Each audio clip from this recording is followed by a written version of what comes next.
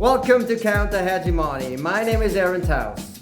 Many international observers believe that the growing conflict between the US and China will be the major conflict of the 21st century. In a 2022 national security strategy, the Biden administration affirmed that it will advance America's vital interests and position the United States to outmaneuver its main geopolitical rivals. By the latter, the US is referring to China and Russia. The ongoing war in Ukraine is part of the struggle over a new world order. It takes place in the context of a systemic crisis of capitalism, which is related to the decline of US hegemony and the rise of China. The Ukraine war is essential for the US to defend and consolidate its geopolitical, economic, technological, and military dominance, and to prevent China from becoming a global competitor. For the US, the war in Ukraine is a geopolitical blessing. It will lead to the permanent geopolitical neutralization and economic weakening of Russia and bring the US closer to its stated goal of regime change in Moscow. Moreover, the Ukraine war will strengthen NATO and thus the US presence in Europe. Sweden and Finland have joined the alliance. Ukraine might do the same in the near future. All European NATO countries have significantly increased their military budgets since the Russian invasion in February 2022. For US capitalism, Europe's increased arms spending provides an important economic stimulus in times of crisis. The weapons sales will further deepen Europe's military and technological dependence on the US and US military contractors.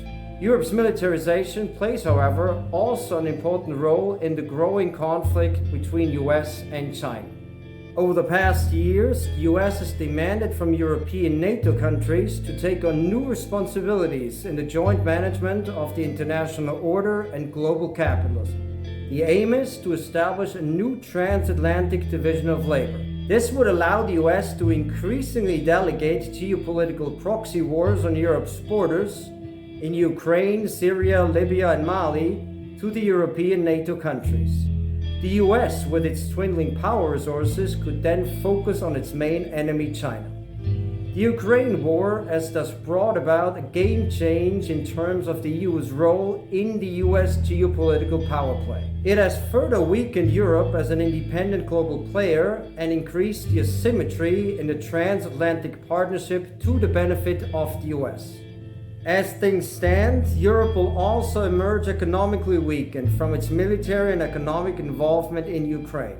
Replacing Russian energy resources with US fracking gas and fossil fuels from US allies in the Middle East, such as Saudi Arabia or Qatar, will make Europe even more economically dependent on the US.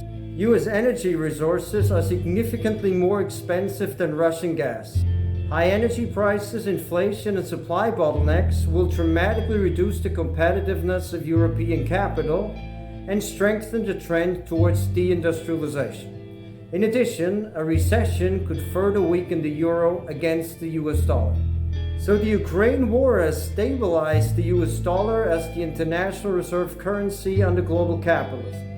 This in turn will help strengthen the economic and financial power of the US in the growing confrontation with China. But more on this conflict another time. That does it for today. Thanks so much for tuning in. Don't forget to subscribe. I'll see you next time.